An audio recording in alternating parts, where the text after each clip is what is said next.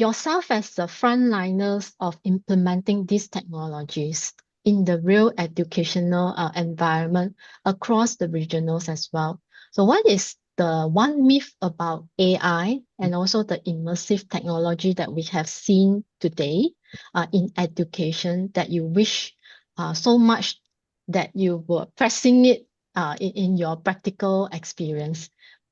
We'd like to hear from you, Mr. Kelvin.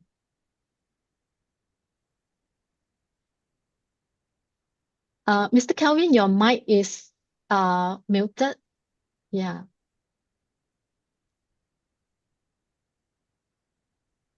Sorry, thanks, Dr. Tan. All right. Thank you. Yep. So many people believe that AI may replace educators. In other words, it makes the educator obsolete, but reality is not. Okay, in reality, they make the educator more powerful than ever. Okay, AI will help them to save time, to things like using AI to do planning the lesson or tracking student progress. So it makes the learning the they will make learning more personalized. At the same time, at the end of the day, teachers care, experience, and ability to connect with the students. That's make the learning more meaningful and effective. So I believe AI is here not to replace, but more as a partner with educator and make their teaching more impactful. Yeah, that's. Yeah, I like the way you explain, more meaningful and personalized. As we can also see that there's no one educations to fit all Yeah. learners nowadays. And so AI is here to say, and we need to ensure that all these things actually comes in place. So the next pressing issues that we also want to hear from Prof. Muneer is that we are hearing everywhere, like what Mr. Kelvin also had mentioned, that AI is changing everything. And from your research perspective, as well as someone passionate about the education tech, should they be excited or concerned about the use of AI, especially now we have generative AI in the educations, and what should they be asking their instructors like ourselves? Over to you, Prof. Hey, that's a very nice question.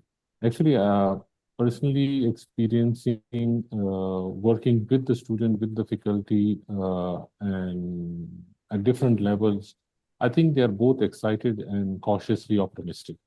Like there are papers like available already that research shows it enhances learning when it augments. But if it is taken as a shortcut, definitely student will not learn. So if it is augmenting, let's say it's helping as a peer tutor, the student want to learn a difficult concept. So it can break down the concept, like even it can explain to a 5-year-old child. It can, and then it can test the same on the same thing the student that, okay, what have you learned? What are the missing things in your learning? So they can learn like this, and it is 24/7. It's available. So they need not to wait for somebody. They need not to send an email, wait for the reply. They can learn. So currently, what I know, the students are uploading lecture slides, book chapters, different things, and they ask questions to test their knowledge. So that is basically the excitement part.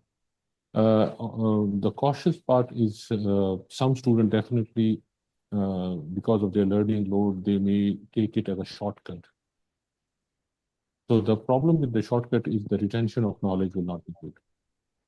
When the retention of knowledge is not good, they get panicked. So that is one thing, like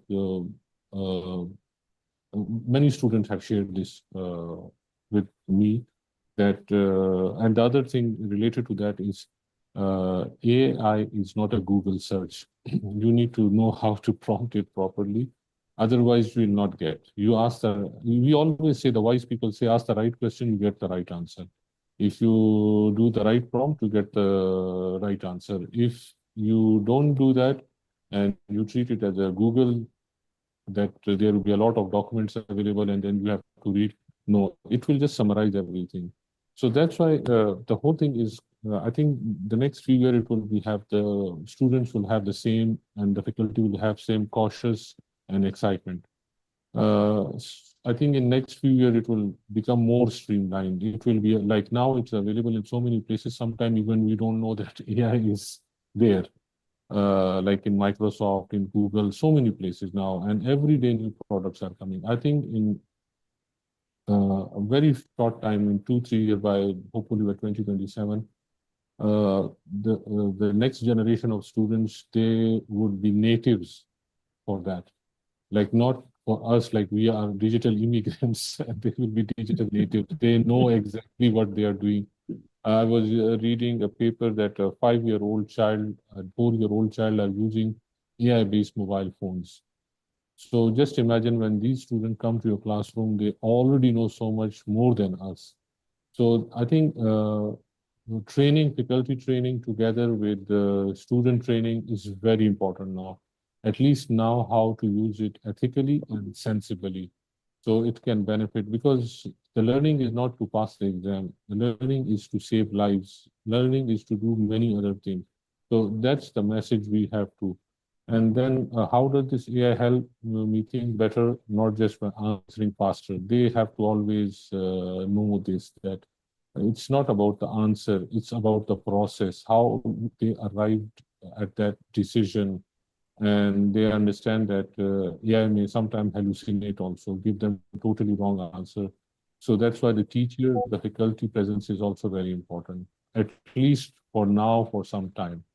So I think that is like my personal observation from research, from literature. I can see that student and faculty are cautious also and excited also. I think more excited because they are slowly learning how to do it, and they can understand it's more than Google search. Yeah. Yeah, agree with you. Exactly what we have encountered in the classroom as well. We no longer able to stop them using the generative AI, particularly like ChatGPT, Gemini, even DeepSeek. And before all these things, we actually use Grammarly to correct our grammars and so forth, because we are not the native English speaker. But now AI tool actually have uh, is part of our life. So from an instructional perspective, Mr. Hasnain, how should this educational institution respond? We no longer able to ban them of using it. And how do you actually perhaps look into design the learning experience, and also perhaps coming up with some workshops to train up the faculty and students to prepare the students to work along with AI? What will Yeah, be your view? Yeah.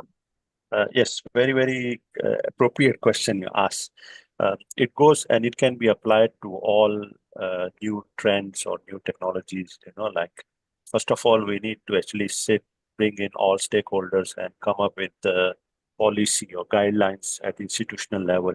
And sometime in certain countries, you wait for ministries to come, Ministry of Education, but some countries they will delay. So let's sit down at institutional level, come up with the guideline or policies, and then we should not ban any new technology, because is nothing wrong in tool or technologies, how we use or utilize. So same example, I think a lot of time me and Prof. Muneer, we discussed like calculator. When calculator came in, like a lot of teachers actually resisted and banned.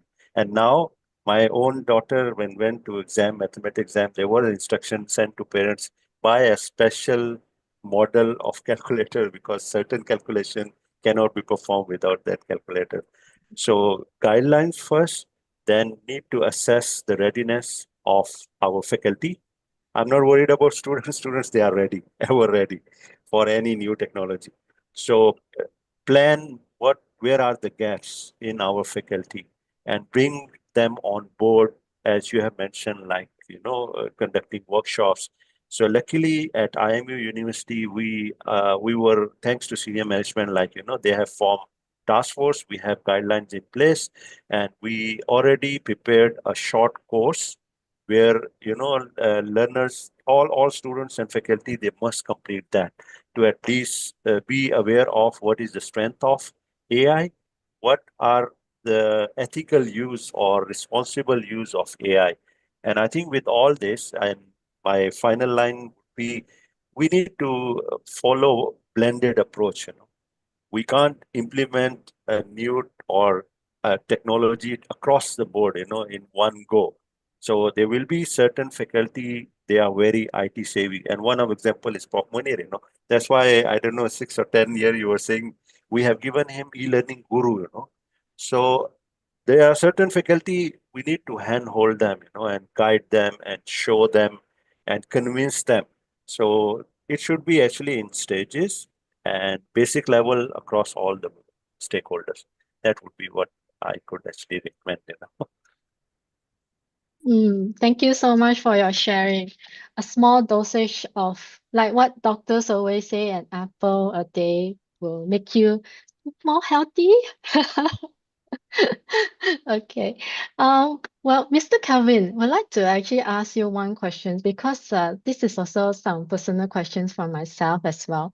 So, as a pioneer in this Southeast Asia's digital learning, what is one skills that students should be developing now, especially this era, to thrive in this AI enhanced world? Because everything is given. And like what Prof. Muneer say, we don't want to instill the shortcut kind of learning.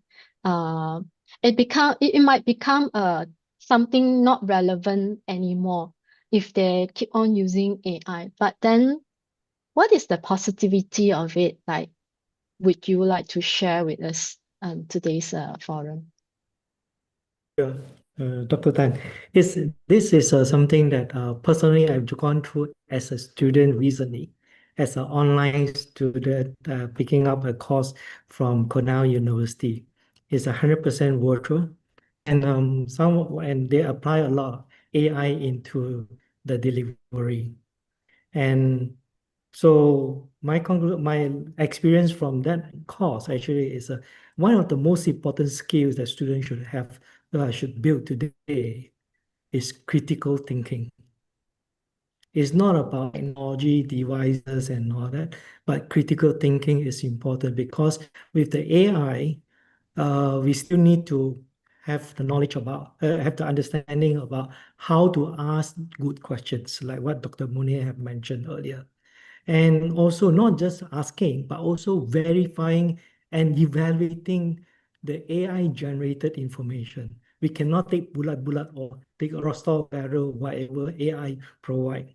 Okay. And lastly, also critical thinking also involve how to apply or use it wisely. Yeah. So along the side, I think another areas we need to have is learn is communication. So yes, AI can do almost everything, but we still need people who can explain idea clearly and work with others. So the communication is important too. So if the students can think clearly, communicate well, then they won't be just survive in an AI world, but they will succeed in it. That's what I believe. Wow, very inspiring. Can I add on Yeah, to sure. Go ahead, Prof. okay, I think what Mr. Kelvin mentioned extremely important. But the other important part of this is that the assessment needs to be changed. We can't just assess the end product now.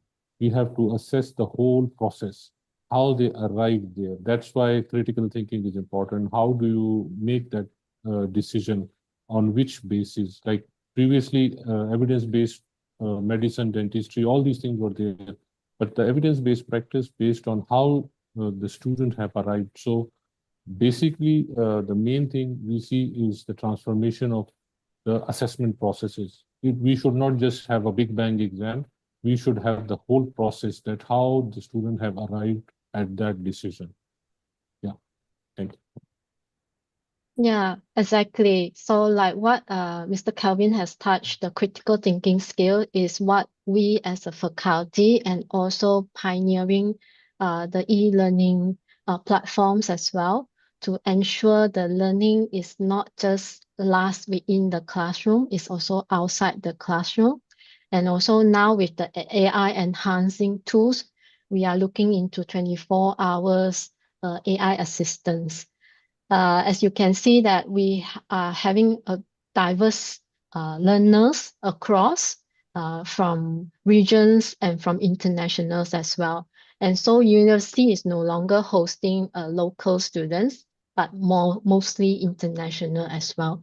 So seeking on this implementations kind of faculty, taking on the AI enhanced tools and also looking into the education part. Mr. Kelvin, you also have worked with other organizations, not just educators like us at IMU, across the Southeast Asia. So from early adopters to those that just beginning their journeys in digital learning, what has been your most effective strategies for helping institutions embrace the DIY, looking into crafting the lectures up to uploading to the e-learning AI-powered tools currently? Could you share some of your success story where this approach actually transformed the learning outcome? Over Yeah. to you. Yeah, so I think over the decades, actually, we've been sharing this idea about DIY or do it yourself, BYOC. But really, well, it's not easy because it's easy to say DIY, but not everyone will have the get the buy-in. So, an effective strategy in helping educators is important. So, we're trying to help educators to believe that they can create quality e-learning content by themselves. Okay, so doing yourself is no longer a dream and doesn't require a big team or design background. Of course, over the decades, things are evolving, and thanks to AI, I think today with AI powered tools like I'm sure you heard about Articulate, AI Assistant, and many more beyond Powtoon. All those tools that actually come with AI capability that are able to really make things different, very different. Those days we are talking about anything that you want to do may take days. Now you can easily take an hour, a few hours to create something nice and professional. Yeah. So in this case, actually, more important is actually to give educators or institutions the confidence. Okay, must give them the confidence and provide them the right tools. Many times when we want our educator to create e-learning, but we need to give the right tools. I believe IMU did the right thing for many years. I know Hasnain and the team have been working very hard to to educate the faculty and also showing the way. I think this is the right thing to do. The strategy is to assist them, support them. But now with I think it's much more possible now. Yeah. Thank you so much, Mr. Kelvin, for sharing the AI power tools that actually enhance not only the learners, but also the educators.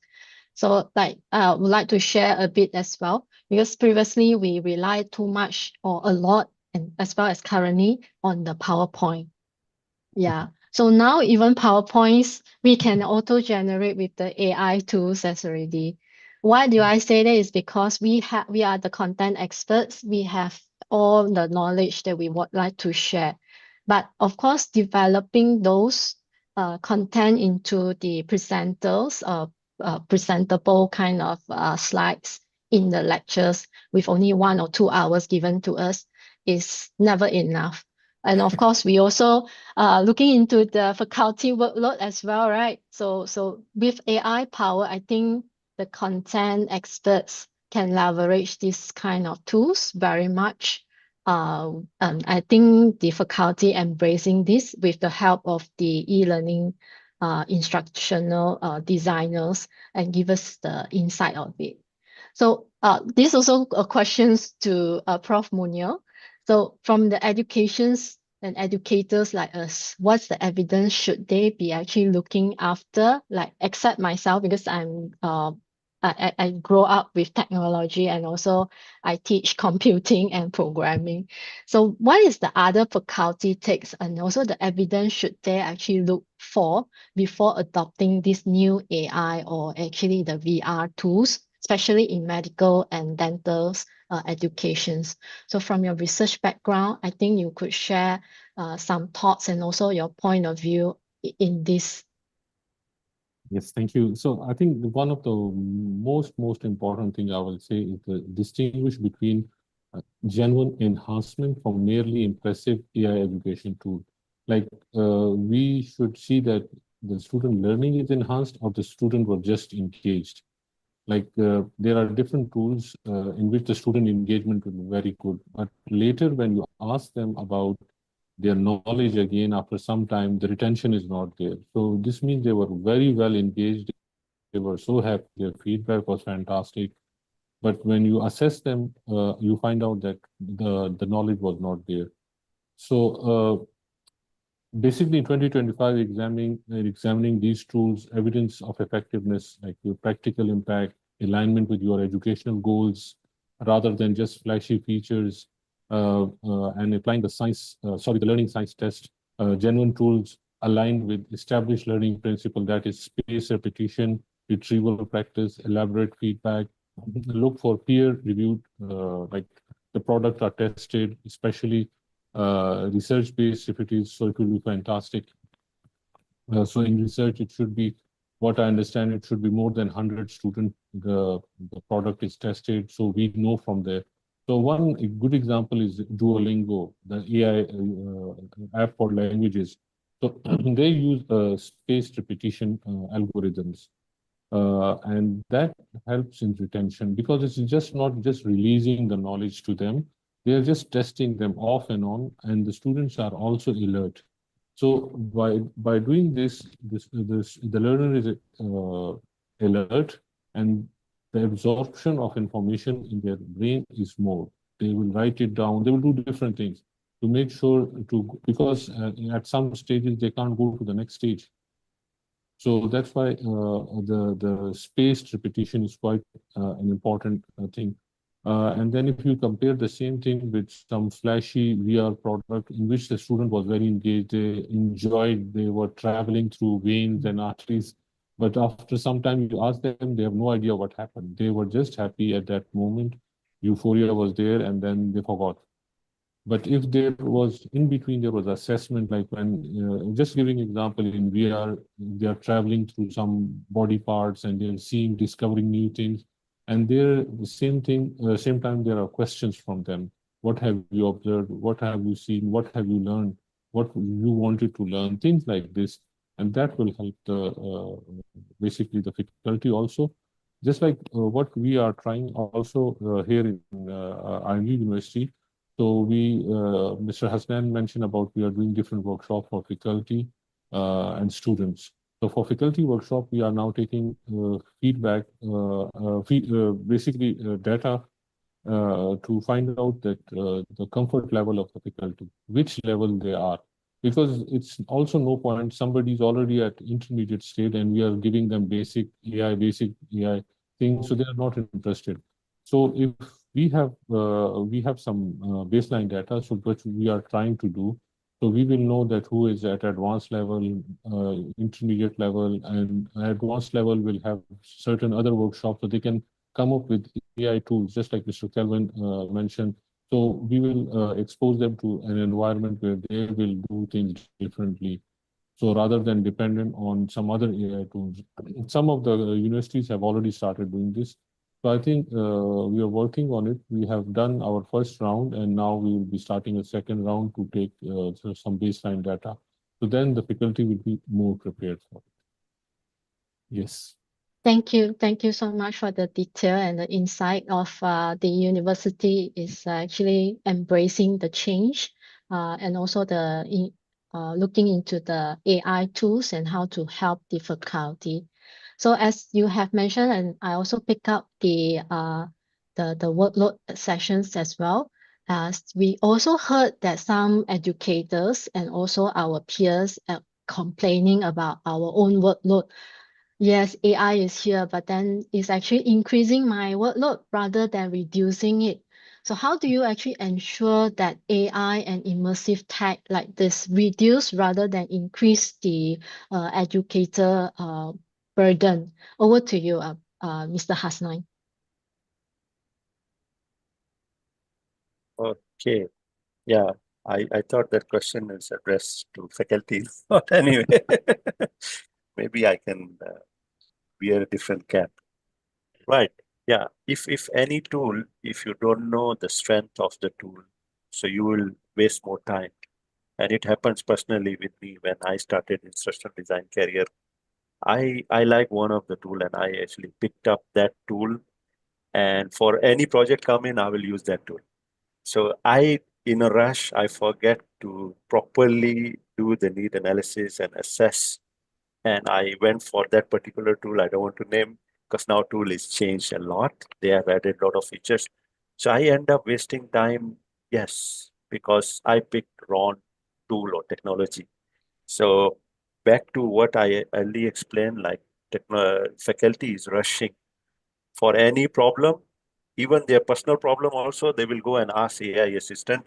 That will make complicate the process, or even the problem, so sometime you need to really careful evaluate what is good or what technology or tool is going to solve my issues and problem. Use that. If you're doing without technology perfect, don't incorporate technology. Do as what you're doing. So I think if you ask me, we should not blame technology or tool. It's us. If we are responsible, yes, technology or tool will always assist us, if we properly use. And yes, initially we may spend extra time, but once that's the beauty of digitalization, not digitization, okay? That once we create, we can regenerate and repurpose it.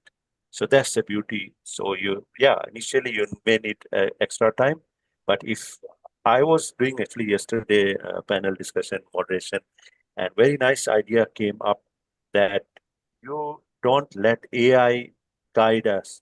You should, if you have any issue or problem, we as a human should come up with partial solution and give that solution to AI and get AI to work on that solution and suggest us the better options. If you are giving them a clean slate or clean page, AI will go haywire. For sure. 50% or more than that will go wrong side. And then you waste time and you increase workload. For graphic designers, they don't like AI. Sorry, I mean those who are real genuine graphic designers, they will sketch on piece of paper first. And then with multimodal approach, then they can use that rough graphics to guide AI that this is what I want. And another thing what Prof. Muneer also highlighted about prompting, we overlook, we never give negative element in the prompt. We always say we want this. We never tell AI we don't want this. So if we could add that, that would reduce a lot of workload. And there are a lot of other examples, but because of the time, I would actually finish here and Yeah. just Thank you so much, Mr. yeah. Hasnain. Can I Mr. Kelvin, share how? something? Yeah, Sorry. sure, Prof. Yeah. No, it's okay. I have Um, some experience, so just recent one. So what Mr. Hasnain mentioned, one thing is very important. AI should never be in the driving seat. It should be in the passenger seat with the map. You are driving it. That is, I like from a long time I'm saying this, and if you give everything to technology, then you will end up somewhere in a ditch.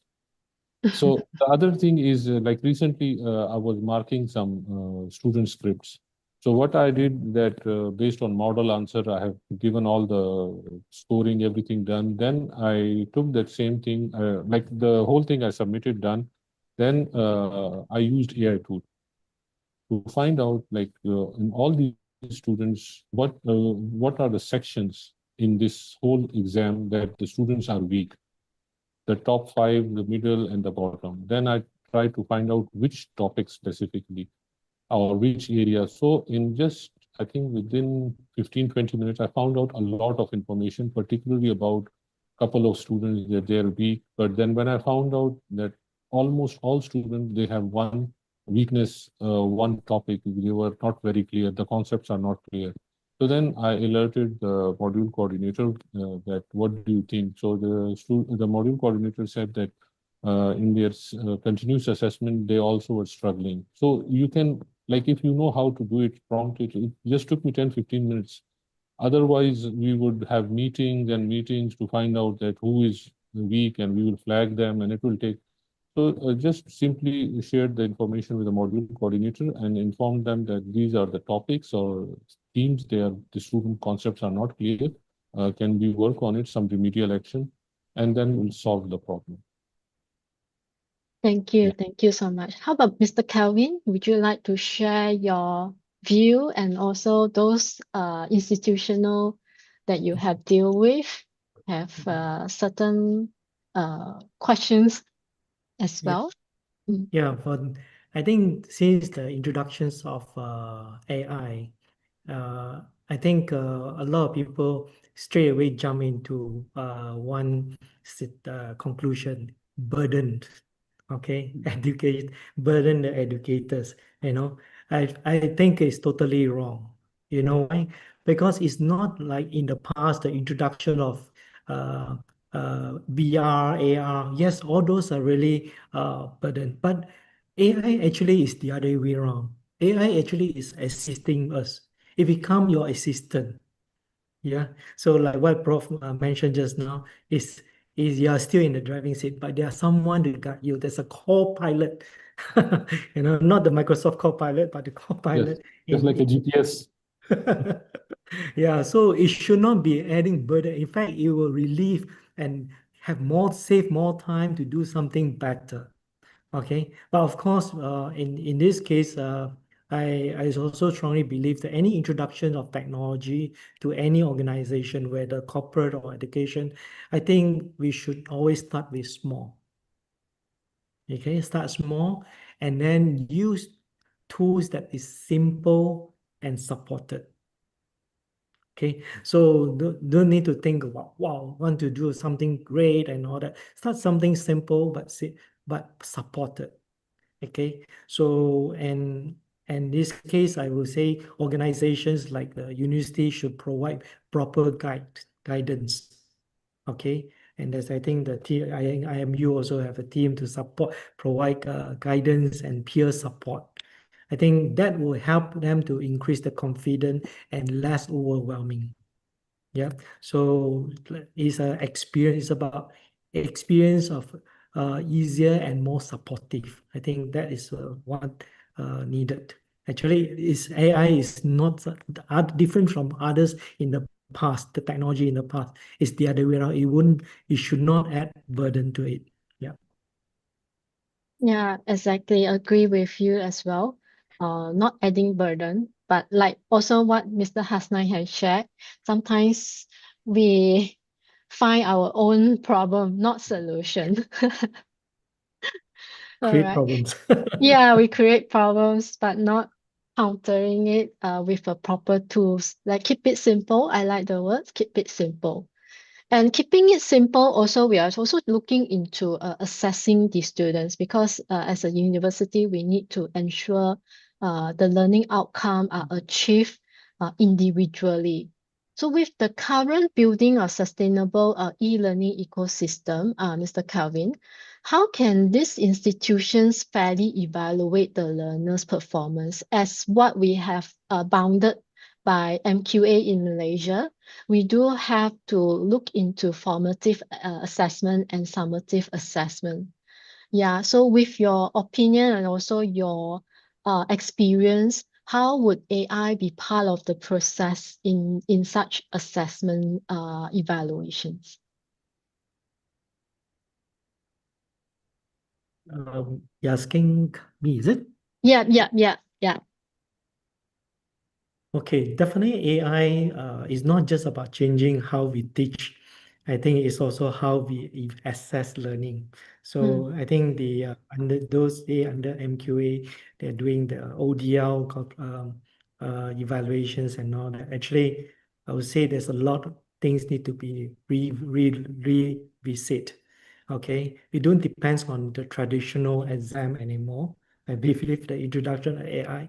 I also talked to some of the university. One of the lecturers that give me a give me a very funny joke. He say, last semester these students failed totally on the language that they attended, but this semester suddenly become an A students from the project, because of the introductions of using AI.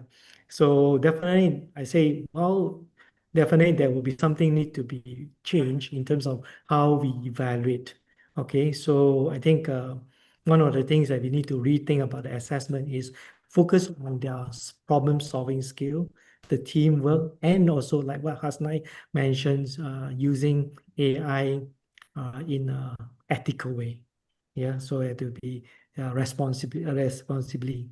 Okay, so and then I think another things to look at is universities also need to look into not trying to catch who is cheating, how they cheat and all that. I think it's more important is checking whether the students use AIs wisely and responsibly. I think that's one thing that it should be focusing on instead of definitely you cannot stop students from doing that. I believe Prof agree with me that today every students are using. If any one of the student are not using, I think it must be something wrong with him. Exactly. Yeah. And Yeah. I think we all also agree that AI is here to assist us, like what Prof has mentioned. They are the passenger, and the driver is still the learners and also the user itself. So looking into a much more fast-forward way, Prof, this question is for you. What should we actually looking into the realistic expectations in the next 2 to 3 years versus what probably 5 to 10 years later? What's your opinion from here? Personally, I think in next 2 to 3 years, mature adaptive learning platforms will be available, AI-powered content and sophisticated learning analytical dashboards. We will see all teaching assistant handling 70 to 80% of the routine student queries. Like chatbots will be freely available, just like we have tried here in IMU and it's working well. And the investment is increasing. Like by 2025, the investors, the market is 3.9 billion, something like this dollars. By 2027, it will cross $20 billion. So you can well imagine how much change is coming, investment is coming. And in 10 years, the multimodal AI tutor combining vision, speech, and gestures recognition, AI-generated personalized curricula that adapt in real time, these will started becoming very common. As already MQA, all of these agencies, they have started telling, what are you doing about it? What can we do further? So that is one thing that is going to improve and fast forward everything. Then underrated technology now is the neuroadaptive learning system, like eye tracking. Early research have proven that shows only 23% improvement in learning efficiency, but hardware costs currently prohibit. Just like when we bought haptics for our students in dentistry, they are extremely expensive. But as more and more technology will improve, it will become mainstream, it will become cheaper, and it will be widespread. Exactly the same example like calculator. Once, like something very few people would have, in universities which are like high-end places for student. Now, if you see, it's like everywhere, even we don't know where calculator is. So that's the thing with, I think in 5 to 10 years, major change. What we have will be like, I don't think so will be available even. It will be analog, called analog, what we are doing. So in 5 to 10 years, everything will be more powerful. And by the way, just to give one example, in US already they have started a school which have no real teacher, all AI based. The Alpha School. So I follow them. I see their student progress, and they are doing quite well. So it's not that it will not come. It's those who will adopt AI, they will be the best. If they don't want to adopt, they will be the one that will be out of the game. Yeah, exactly. So we need to embrace it and also upskill ourselves in regards of what are the changes. And of course, no matter what you have as a technology, we need the users. And currently, we can see a lot of tech giant working very, very hard in order to sustain this AI power, generative AI, for example. And not only that, they're also looking into how to make changes in the medical teaching and also ensures that technology speaks to human. So this is also part of the opening ceremony that Prof. Dato Asma also has mentioned. We are looking in humanity-centered learning. So this is something that we need to embrace. So before we actually end this particular sessions, I would like to have one statements for each of you. So what are the first question goes to Mr. Kelvin. So one lesson from your experience building sustainable e-learning ecosystem across Southeast Asia that every institution should take the heart, and also one piece of advice for educators on how to harness AI and also the DIY tools that you have delivered, well, without losing the human touch in digital learning. So what would be the one statement to explain this? There are two parts. One is institution, what they should do, and the other one is educator. I would say institutions should look into start with the people, not the platform, not the technology. So empowering the educators before anything introducing any technology. I think that is the first thing. People start with the changing the people, educate the people on how to use about all this new technology. And for educator, I think embrace is the key word. Embrace AI, okay? And then use the tool as your assistant, and don't think that it will replace you. I think that's the things that I want to say. Embrace the AI, making tools become your assistant and partners to work with. So it will definitely will bring more good result for our educations in the near future. Thank you for the positive remarks. Prof. Muneer, Okay. one research finding you wish every educator knows about AI and also the immersive technology in education. What will be your one piece of advice for staying this enthusiastic about this edtech while remaining the scientifically rigorous? Okay, I will summarize everything in one sentence. AI is a tool. So when something is a tool, you can use it like, let's say a knife. You can use it as survival tool. You can cut fruit, and you can also harm people. So it's up to us now. So how, because we are keep on calling it AI tool, so it's a tool. So what we do with the tool, it's up to us. The tool has nothing to do with it. Tool is ready, it's available. How we use it, it is up to us. The second very important thing we should all work on it is the digital divide, the AI divide that is coming now for inclusivity. Most of the AI is paid now. The good ones like the Pro and all these versions are becoming paid, and they're becoming expensive also. So what will happen to the global south? There are people, there are countries, region, they can't afford. So what is going to happen there? So I have some, we should finally come up with some way, some package, some things for them also. Otherwise, that will be, I think, very unfortunate that they are out of this game. It will go there, but it will take, if we are adopting something in 5 years, it may take about 20, 25 years. That is one thing. I wish we work on this, and the digital AI divide is less and less, and everyone benefits. Thank you for your advice. I hope the learners out there hear the voice of Prof and also the sharing by Mr. Kelvin. So last and not least, Mr. Hasnain, your piece of advice on practical tips for any educators who wanting to start experimenting with these technologies tomorrow, and what's the most important mindset shift you will recommend for the instructional designers in the age of AI? Yeah, very good question. Just one word I would change. You mentioned tomorrow. I would suggest do it now. Don't wait for tomorrow, because by change the way the pace is so fast, so we need to upskill.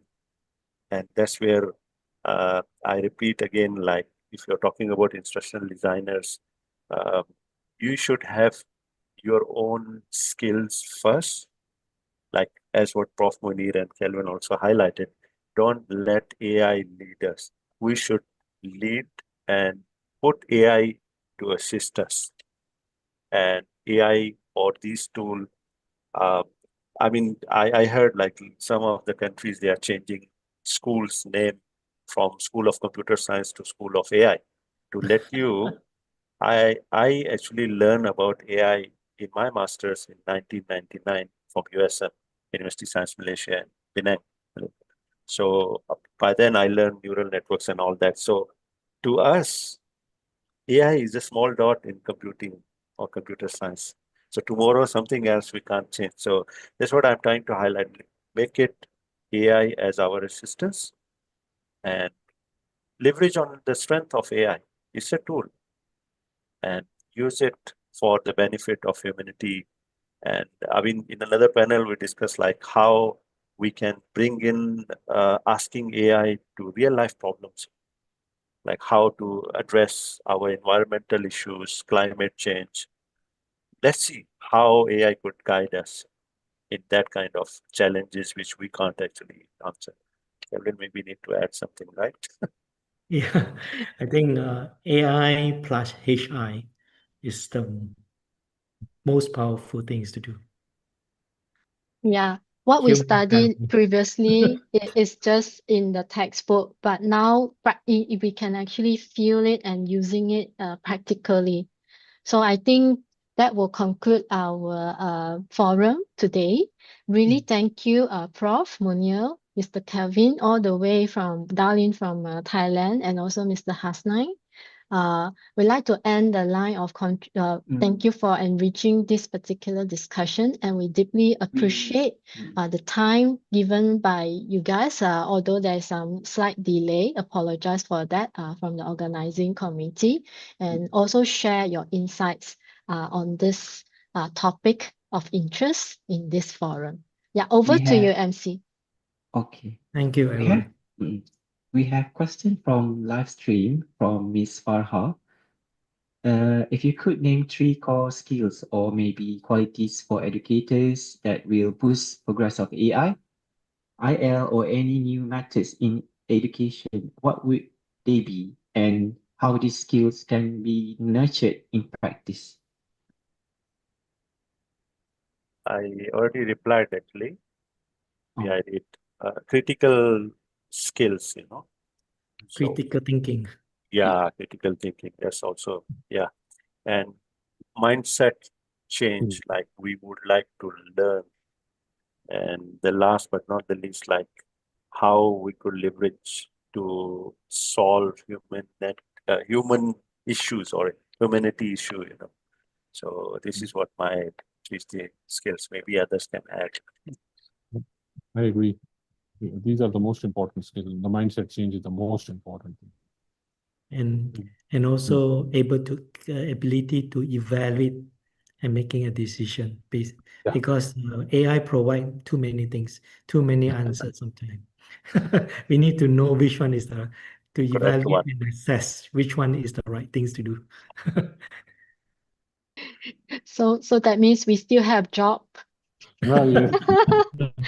We are still needed in terms of human because we are looking at humanity centered, if I may.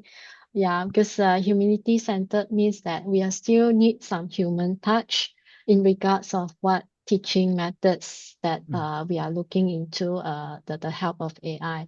But ultimately, like what Mr. Kelvin said, you need to know how to make decisions.